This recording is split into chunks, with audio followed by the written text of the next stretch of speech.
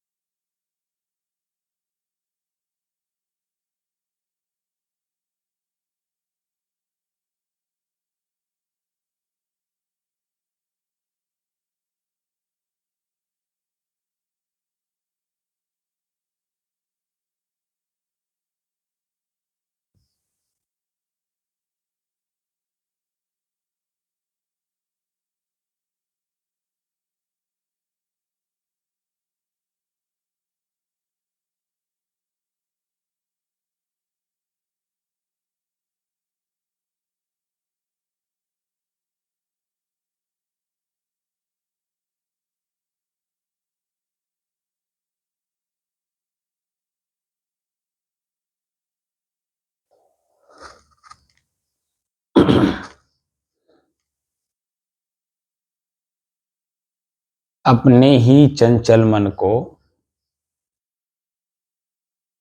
अपने ही बस में करने की दृष्टि से साधना करते करते आज 724 दिन हो गए।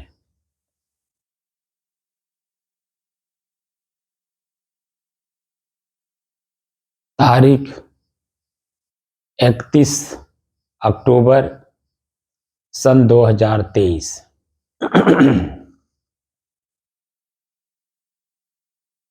दिन मंगलवार, प्रातः काल का समय।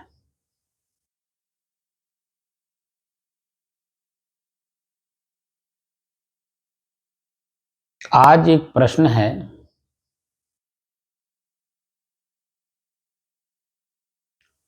हमारा मन एकाग्र हुआ कि नहीं? यह हम कैसे जाने कि हमारा मन एकाग्र है?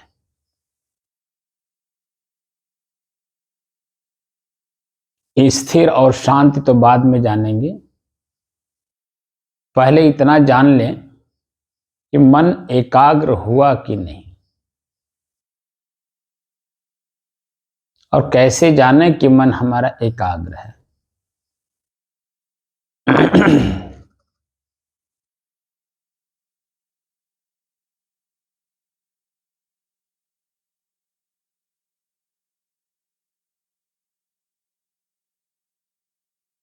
मन एकाग्र करने से पहले या समझने से पहले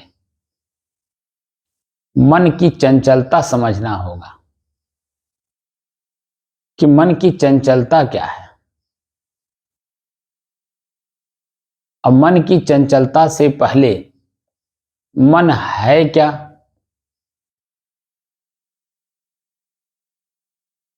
मन चंचल क्यों बना?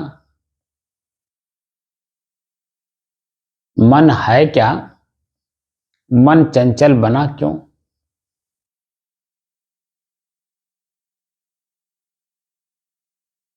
मन कोई स्वतंत्र सत्ता नहीं है। मन आपका नौकर है आंतरिक दृष्टि से। बाहर दृष्टि से मालिक और नौकर अगर देखा जाए तो दोनों स्वतंत्र सत्ता हैं, लेकिन यहां मालिक स्वतंत्र सत्ता तो है, लेकिन मन स्वतंत्र सत्ता नहीं है, ये मालिक के अधीन है।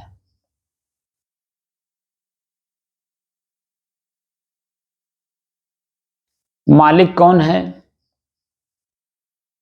मैं और मेरे का अंतर ढूंढ लीजिए, मालिक समझ में आ जाएगा।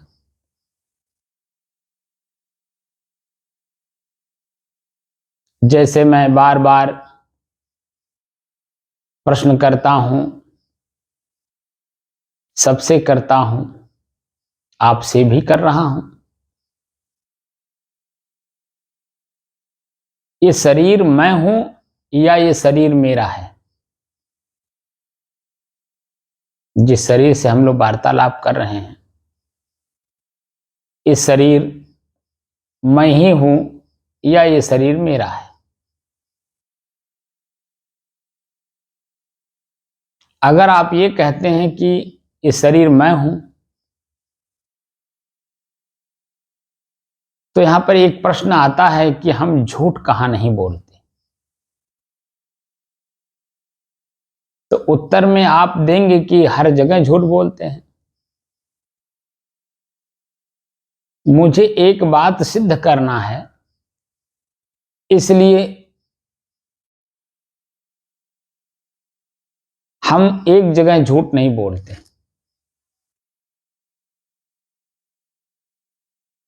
वो है अपना परिवार, माता हो, पिता हो, भाई हो, बहन हो, परिवार का कोई सदस्य हो, पत्नी हो, बच्चे हो।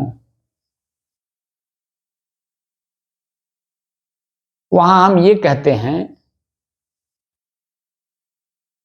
मेरे सर में दर्द हो रहा है।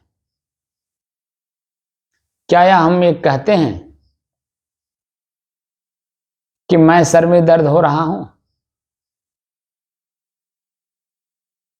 वहां साफ साफ आप कहते हैं, मेरे सर में दर्द हो रहा है।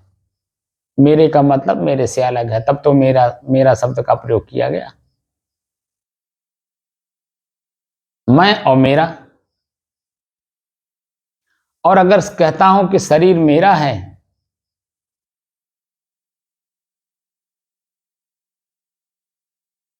तो अगर शरीर मेरा है तो क्या मेरे होने का एहसास है हमें?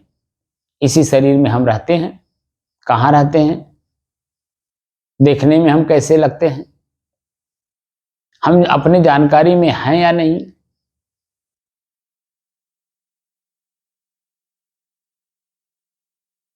तमाम प्रश्न हैं।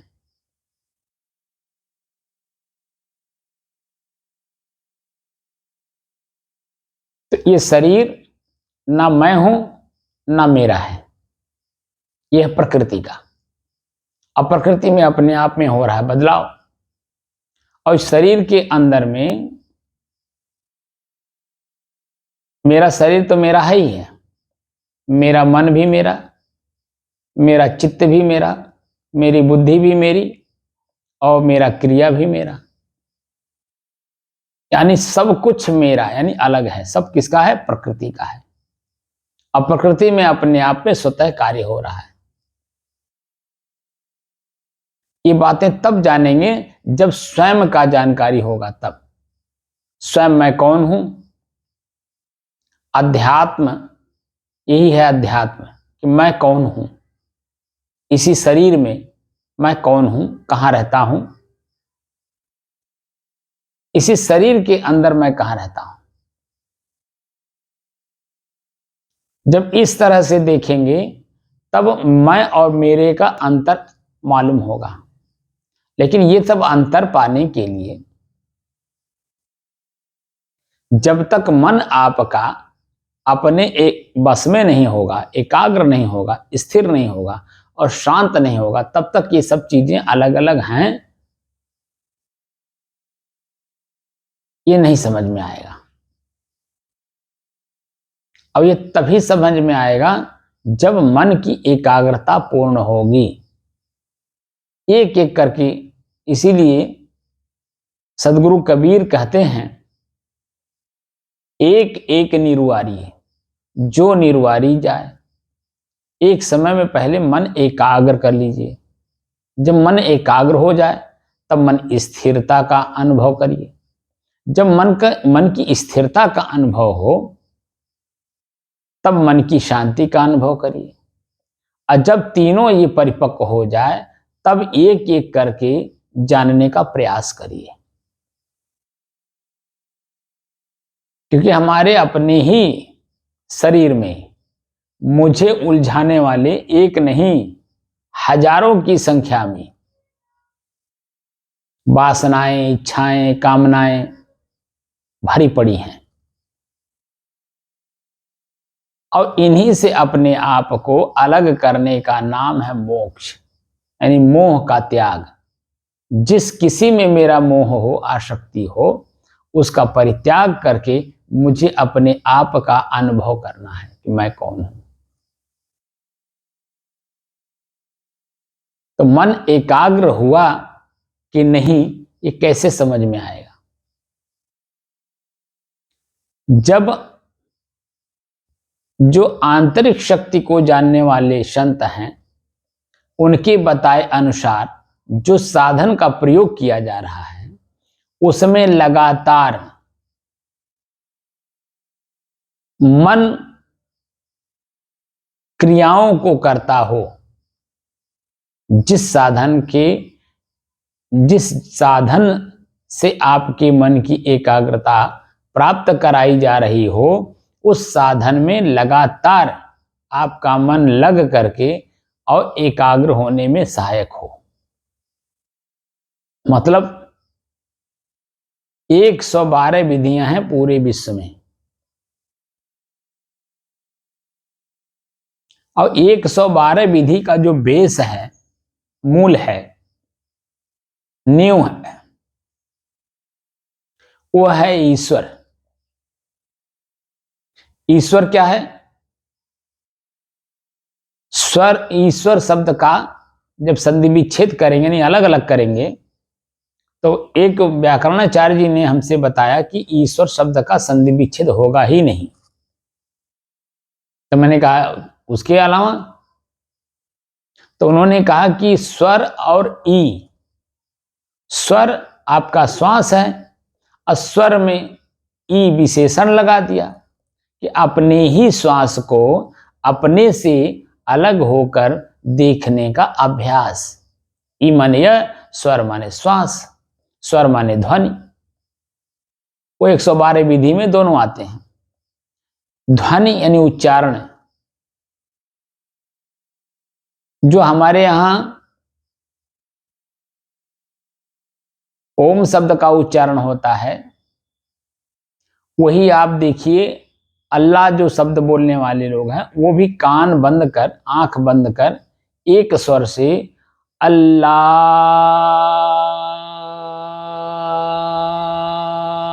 अकबर, अल्लाह, तो जो आ की आवाज ध्वनि हो रही है, यही है स्वर। और आप भी करते हैं ओ,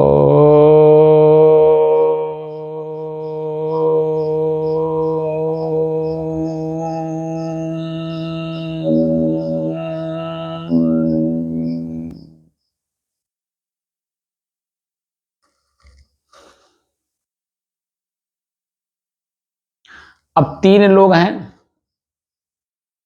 ईसाई, मुस्लिम और हिंदू। यहूदी, पारसी, जो भी लोग हों, अपने अपने धर्म क्षेत्र में जाकर वहां प्रेयर करते हैं, प्रार्थना करते हैं, इबादत करते हैं।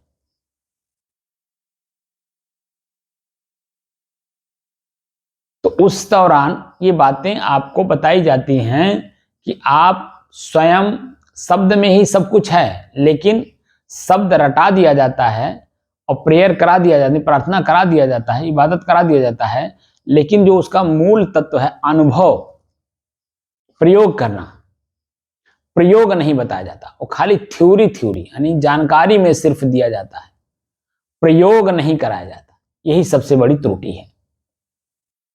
किसी भी धर्म क्षेत्र में जाकर के अगर वहां अनुभूति नहीं हुई मैं और मेरे का, या तो मेरे में कमी है, मैं जानना नहीं चाहता, या तो उस धर्म स्थल के जो हमारे हेड ऑफ डिपार्टमेंट हैं, या तो उनमें कमी है कि हमें बताया नहीं जाता। कहीं न कहीं दोनों में कमी है, किसी न किसी में है। या तो मेरे में है, चंचल हूं, मैं जानना नहीं चाहता हूं, या तो उनमें है कि वो बताना नहीं चाहते।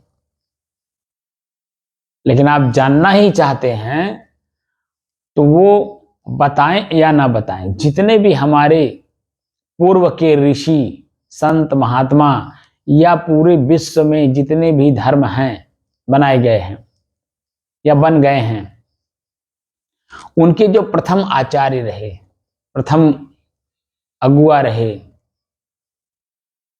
उस समाज के, उन लोगों ने स्वतः इस चीज का चिंतन करके, स्वयं विचार करके, स्वयं अनुभव करके अपने लोगों के बीच में अपनी भाषा में उन लोगों को वो बातें बता गए हैं जो आपको हमको जरूरत है।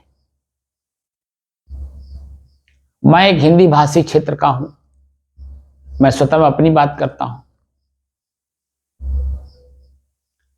हिंदू धर्म से बिलोंग करता हूं। हमारा जो परिवार है, जहां मेरा जन्म हुआ, वो हिंदू धर्म से। मैं स्वतः माता पिता के द्वारा हमारे हिंदू धर्म के जितने भी कर्म हैं जो हमारे माता पिता कर पाए, हमको स्वतः कराया गया। और जहां भी मैं जाता था, सब में खोजता था वास्तविक स्थिति। और यह वास्तविक स्थिति खोजने का मुझे ललक तब बढ़ी, जिज्ञासु मैं तब बना जब मैं 4 साल या 5 साल का था। उस समय में एक बूढ़ी माँ, मैं इस बात को कई बार जिक्र कर चुका हूं, आज भी जिक्र कर दे रहा हूं। एक बूढ़ी माँ जो कि मेरे परिवार से नहीं थी, वो गांव की थी, लेकिन वो हम लोगों को अपने बच्चे से ज्यादा मानती थी।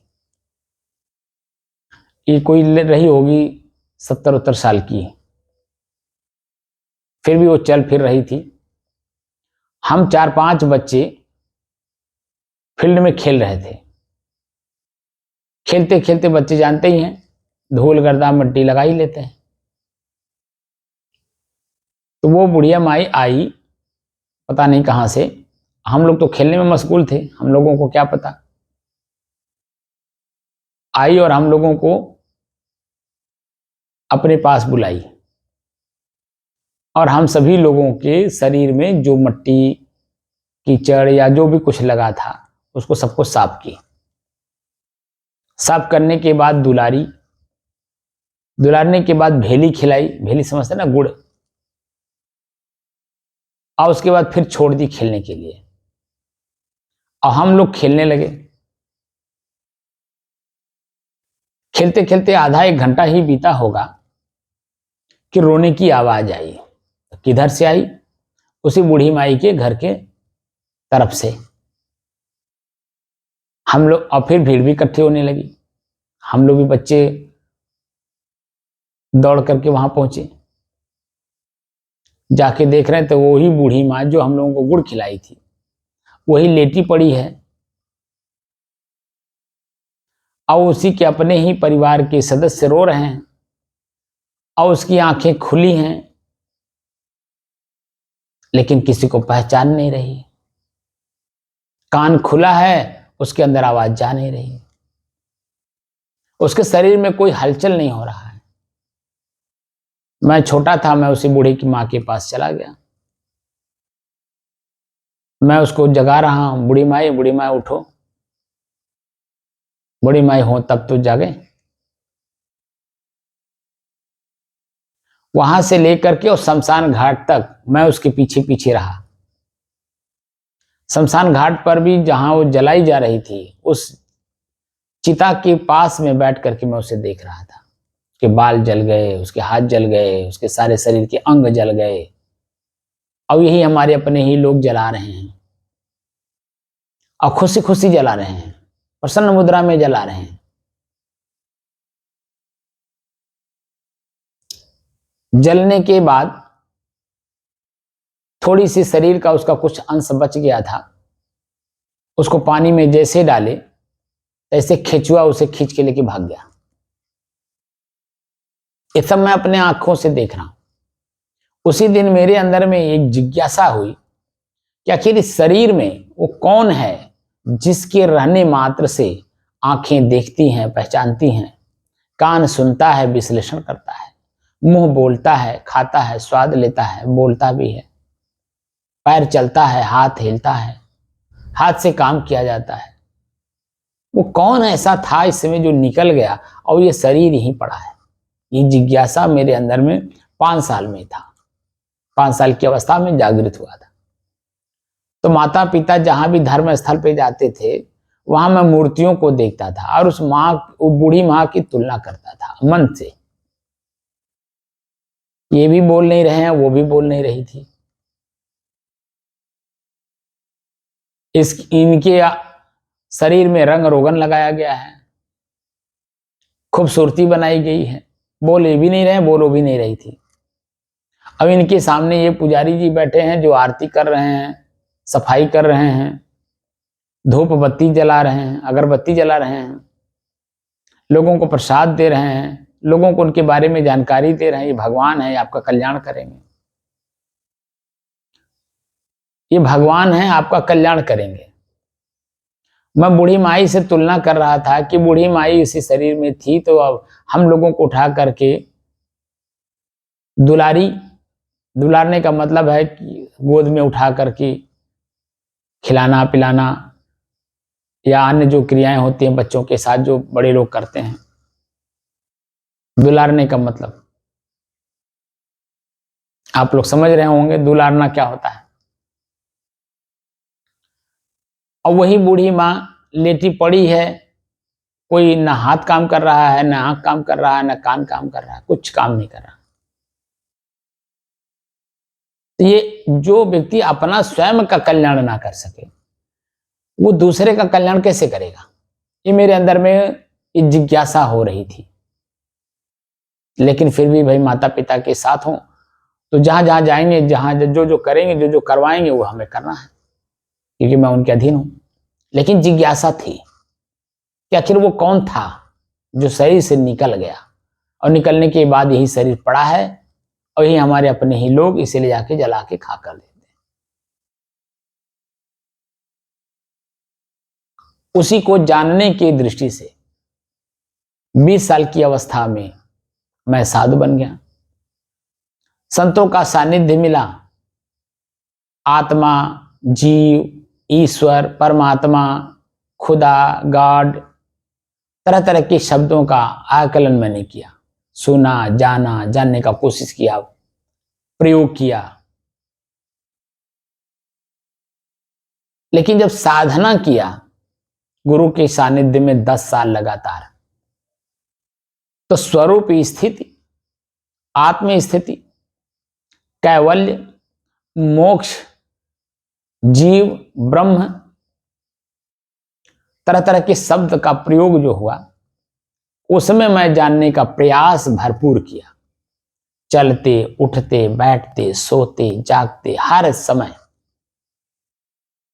तो गुरु जी ने जो हमें साधना पद्धति सिखाई थी कि श्वास श्वास सुमिरन करो, वृथा श्वास मत खोए, ना जाने किस घड़ी में आवन हो या न हो। ये श्वास है, ये इसी को प्राणवायु भी कहते हैं, श्वास भी कहते हैं, जीवन भी कहते हैं। दो तत्वों का मेल ही जीवन है, मैं और मेरा।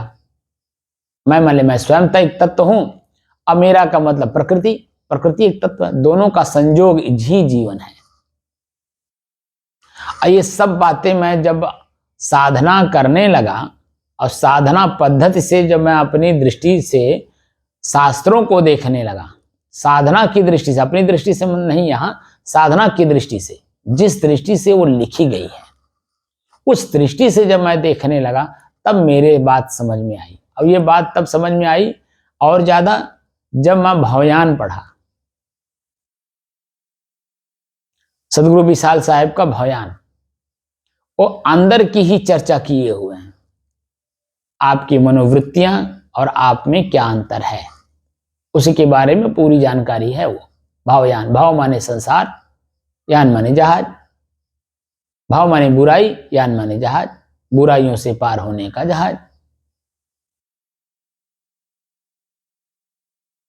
हमारे अपने ही अंदर में अथाह बुराइयां हैं, अथाह है, था भी नहीं है, लेकिन उसी अथाह बुराइयों को थाह में लाने के लिए, यानी अपने बस में करने की दृष्टि से, जब तक आप अपने श्वास को अपने से अलग होकर देखने का पूर्ण अभ्यास नहीं करेंगे, दृष्टा और साक्षी भाव का, तब तक, क्योंकि मैं और मेरे का अंतर तो इसी श्वास में ही होता है कि श्वास, मैं इसी शरीर में मैं हूं लेकिन श्वास मेरे से अलग है, ये कभी मैं अनुभव ही नहीं कर पाया। बाहर बाहर वृत्तियां हमारी अनुभव कराती हैं, क्षणिक लाभ दिखाती हैं, लेकिन स्थिर वस्तु का पूर्ण रूप से जानकारी नहीं देती है। प्रकृति अपने आप में पूर्ण है, स्वतः चलती है, वो किसी के बताए हुए रास्ते पे नहीं चलती है। बशर्ते 5 तत्व हैं, पांचों अपने आप में ठोस हैं, लेकिन कमोवेश एक दूसरे में सब मिले हुए हैं। और उसी मिले हुए में जो ज्यादा पड़ता है वही हावी होता है, जो कम होता है वो पटकनी खा जाता है, कमजोर हो जाता है। इतनी सी बात है। तो जैसे 5 तत्व अपने आप में ठोस हैं, वैसे छठा तत्व है निज तत्व, स्वयं का तत्व। साखी प्रकरण में दूसरे ही साखी में कबीर साहब ने कहा है, जो चाहो निज तत्व को तो शब्द ही लेहु परख। निज तत्व, मैं भी एक ठोस, एक द्रव्य हूं, लेकिन वो दिखाई नहीं देता। क्यों? क्योंकि वो मन है, मन बीच में है, मन देखने नहीं देता। और स्वतः जो मैं हूं, मेरे और प्रकृति के बीच में मन है, शरीर और मैं, मन और मैं, चित्त और मैं। क्योंकि हर जगह मेरे शब्द का प्रयोग होता है, तो मेरे का मतलब मेरे से अलग। अब मैं जो हूं, मैं ठोस हूं, स्थिर हूं। अपनी स्वयं की स्थिरता का बोध तब तक नहीं होगा जब तक चंचल मन एकाग्र, स्थिर और शांत नहीं होगा। ये तीनों पॉइंट मजबूत करना होगा। पहले तो चंचल मन एकाग्र करिए, यानी लगातार 1 घंटा, 2 घंटा, 4 घंटा, 6 घंटा अपने ही श्वास को देखने में सक्षम हो, और ये भी अनुभव करें कि ये श्वास मेरे से अलग है, और इसी श्वास में हमें क्या क्या समय समय से दिखाई दे रहा है।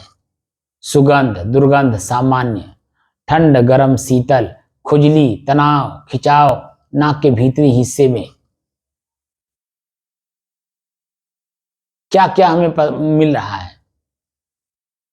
लगातार आप 4 घंटे, 6 घंटे, 10 घंटे, 12 घंटे, 24 घंटे तक अपने ही श्वास पर मन केंद्रित हो और नींद ना आती हो, आलस्य ना आता हो, जमुआई ना आती हो, एकदम लगातार अपने श्वास को देखिए।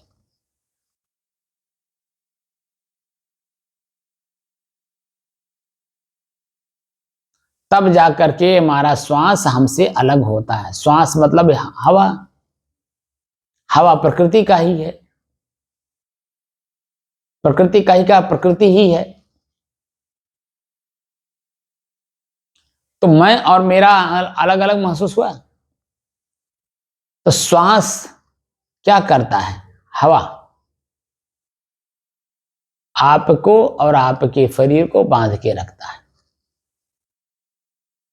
आज जब ये अलग अलग हो जाएंगे, अलग अलग अनुभव हो जाएगा, तो शरीर की सारी क्रियाओं का, सभी इंद्रियों के अपने ही विषयों का, यानी स्वार्थ का हमें उपयोग कब करना है, कैसे करना है, किस रूप में करना है। जैसे आंख है, आंख खाली देखने का काम करता है, तो क्या देखना है, देखने के बाद आंख को बंद करना है या आंख खुला ही छोड़ देना है। हम लोग सुबह जब से जगते हैं और शाम को सोने से पहले तक लगातार आंख को खुले ही छोड़ देते हैं। समय समय से इसको बंद करने की भी जरूरत है। जिस चीज को हम देख रहे हैं लगातार उस चीज को देखते नहीं हैं कि उसमें जो संशय है, शंका है, वो समाधान हो जाए। आधा देखते हैं, अधूरा देखते हैं, क्षणिक देखते हैं। स्थिर होकर के, एकाग्र होकर के हम उसके बारे में जानकारी प्राप्त नहीं करते कि ताकि उसमें जो हमारी शंका है वो समाधान हो जाए, जो संशय है वो समाधान हो जाए। और जब शंका समाधान हो जाता है, निर्द्वंद मन निर्द्वंद हो जाता है, यानी उसमें भयभीत नहीं होता, भय नहीं खाता। मन भयभीत होता है अधूरी चीज को जानने में, देखने में, सुनने में, बोलने में, करने में, तो मन डरता है। लेकिन कोई भी एक काम लगातार करके उसे पूर्ण कर लिया गया हो तो मन उसमें डरता नहीं, भयभीत होता नहीं है, तो निर्भय होता है। इसी को गीता के 16वें अध्याय के प्रथम श्लोक प्रथम लाइन में स्पष्ट सूत्र के रूप में बता दिया गया है।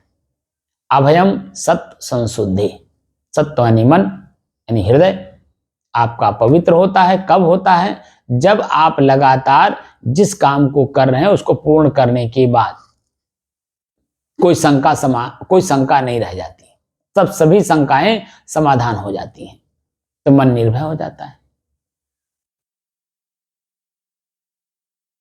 कोई उसकी प्रतिक्रिया करता है तो उस प्रतिक्रिया का प्रतिक्रिया हम कर देते हैं, क्योंकि क्रिया आप कर रहे हैं तो प्रतिक्रिया सामने वाला करेगा, तो उसकी प्रतिक्रिया आप कर देंगे, इसलिए कि आप जो कुछ कर रहे हैं वो आपकी जानकारी में है कि मैं क्या कर रहा हूं और क्यों कर रहा हूं, किस लिए कर रहा हूं और कब तक पूरा होगा। अब पूरा होने के बाद क्या होगा, ये सभी चीजों को जानने के बाद आप जब कोई आपकी क्रियाओं के प्रतिक्रिया देता है तो उस प्रतिक्रिया का प्रतिक्रिया आप दे देते हैं, भैया आपको जानकारी नहीं, मैं इसलिए ये काम कर रहा हूं। जैसे मैं साधु हो गया, परिवार त्याग दिया, पत्नी, बच्चे, माता पिता, गांव गढ़ी, खेती बाड़ी सब कुछ त्याग दिया। क्यों त्यागा? इस बात की हमें पूर्ण जानकारी हो गई कि ये कल छूटने वाला है। कल मतलब किसी भी समय, कुछ कहा भी नहीं जा सकता कि 100 साल में, 50 साल में, 60 साल में, 10 साल में, 20 साल, कुछ नहीं, क्योंकि इस शरीर पानी के बुल्ला जो होता है उसका तो आप वैज्ञानिक दृष्टिकोण से बता सकते हैं कि कितने सेकंड रुकेगा, लेकिन आपके अपने शरीर का कोई ज्ञान नहीं कि कब ये बिछुड़ जाएगा।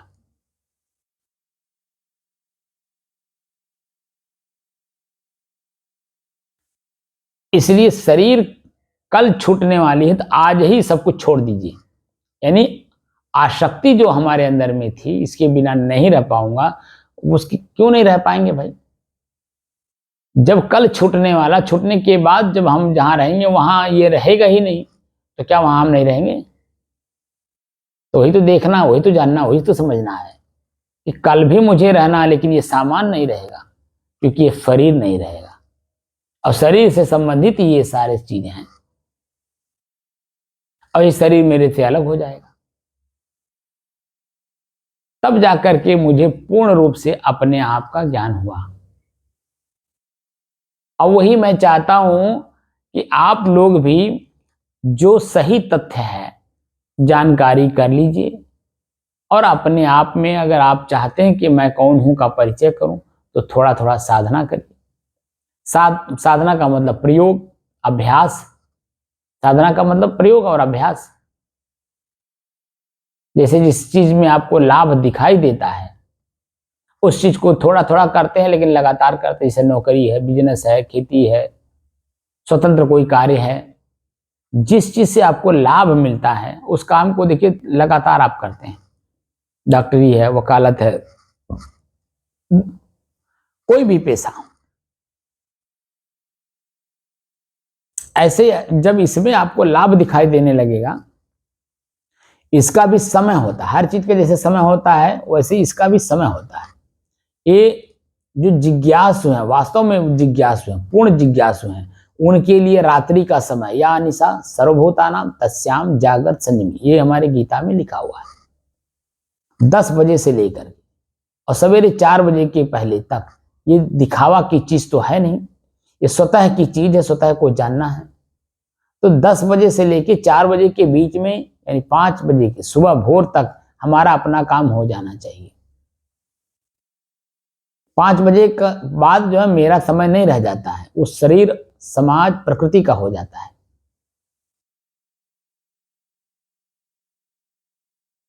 तो उसमें आपको फिर उस हिसाब से आपको कार्य करना होता है, अपने को बचाते हुए कार्य भी करना। जैसे भूख लगेगा तो भोजन भी करना है, प्यास लगेगा पानी भी देना है, लोगों से मिलना भी, जुलना भी, बातचीत भी करना, लेना भी, देना भी, सब काम करना है, सामाजिक तौर पे, पारिवारिक तौर पे, प्रकृति के नियमानुसार।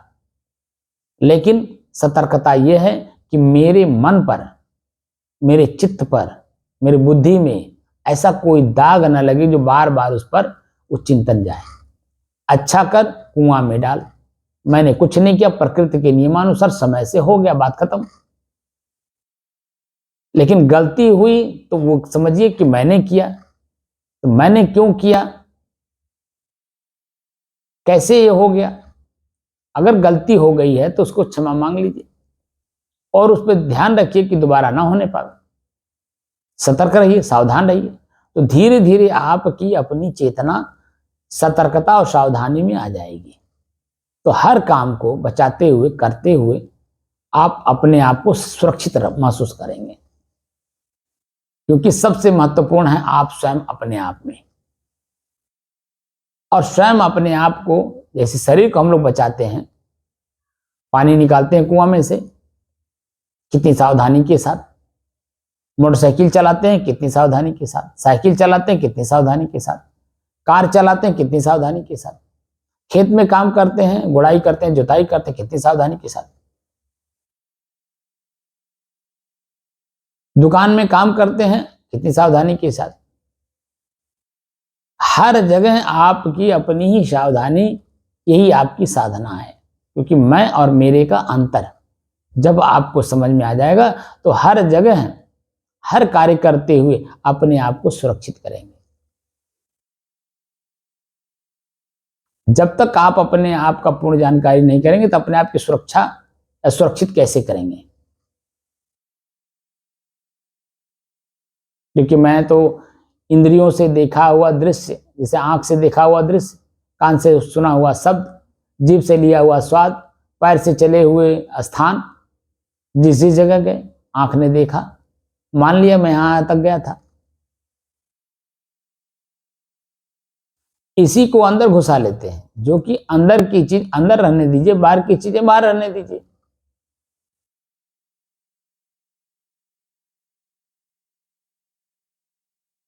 सड़क के बीचों बीच कोई मकान नहीं बनाता है, लेकिन सड़क के किनारे हर आदमी का मकान बनाना चाहता है।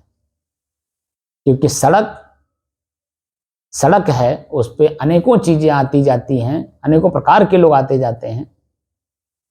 और सड़क के किनारे आप अपना मकान बनाकर, उसी में दुकान खोलकर अपना सामान उन्हीं लोगों के बीच में जिनकी जो आवश्यकता है वो अपना लेकर के चला जाता है। आपको भी 4 पैसे का लाभ दे जाता है और अपना भी वो लाभ करके चला जाता है। आप उसको लाभ देते हैं, वो आपको लाभ देता है। तो सड़क के बीचों बीच मकान नहीं बनाना है, बल्कि सड़क के किनारे मकान बनाना है। मतलब प्रकृति के अंदर में अपने आप को नहीं डालना है, बल्कि प्रकृति के अलावा मैं एक अलग तत्व हूं, इसका बोध होने के बाद प्रकृति में जब तक आप शरीर में रहेंगे, ये प्रारब्ध है। और प्रारब्ध भोग भोगे बिना ये खत्म होगा नहीं। तो भोग भोग भुक्ति जन भूल, भुक्ति माने लक्ष्य, अपने आप को कि मैं कौन हूं। भोग भोग भुक्ति जन भूल, जोग जुक्ति तन साधो। जोग को जुक्ति पूर्वक, तन माने शरीर से साधना है, क्योंकि शरीर मेरा है, न कि मैं शरीर हूं। और इसी शरीर में हमारी इंद्रियां हैं, आंख, नाक, कान, हाथ, पैर, मस्तिष्क, मन, सब कुछ। इनसे परे अंतिम छोर पर एकाग्र, स्थिर और शांत स्थिति का अनुभव करने वाला वही मैं हूं। अनुभव भी खत्म हो जाता है, वही मैं हो जाता हूं। तद्रूप, तद्भव, तदासीत, वही हो जाता हूं। लगातार आपको अपनी चर्चा करने की जहां संभावना हो, वहां दौड़ करके जाइए। जहां बाहर की चीजों की चर्चा हो रही हो, वहां तो जाते हुए भी रुक जाइए, क्योंकि बाहर में उसका महत्व दिखा करके आपको उनके पीछे पीछे चलाना पड़ता है, आपको चलना पड़ता है। लेकिन जब आप अपना महत्व समझ जाएंगे तो बाहर के लोग आपके पीछे पीछे चलेंगे। ये भी प्रत्यक्ष दिखाई दे रहा है।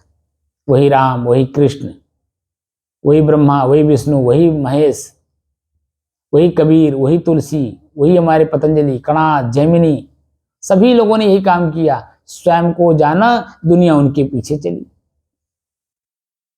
अपने अपने समय में अपने अपने लोगों के बीच में उन्होंने अपने आप को जान करके और अपने स्वयं कार्य किया।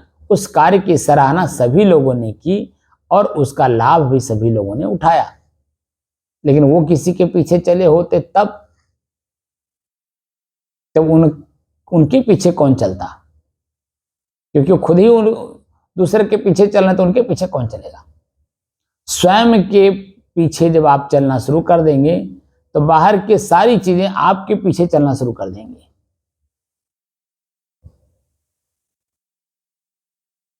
स्वयं को जानो मैं कौन हूं, और स्वयं को जाने बिना आपका जो दुख है, सुख है, आनंद है, पीड़ा है, ये आपसे अलग हो नहीं पाएगा। और जब तक अलग होगा नहीं तब तक स्वयं का आभास होगा नहीं। और जब तक स्वयं का आभास नहीं होगा, ये जो बाह्य वृत्तियां हैं, बाह्य चीजें हैं, वो आपको चंचल किए रहेंगी, दुखी, पीड़ित, पश्चाताप में डुबोएंगी। तो मानव जीवन को सार्थक करिए, स्वयं को समझिए, स्वयं को बूझिए और स्वयं में स्वयं को स्थापित कर लीजिए। यही आपका मानव जीवन का मुख्य उद्देश्य है कि स्व को स्व में स्थित करना, वासना से अपने आप को मुक्त करना।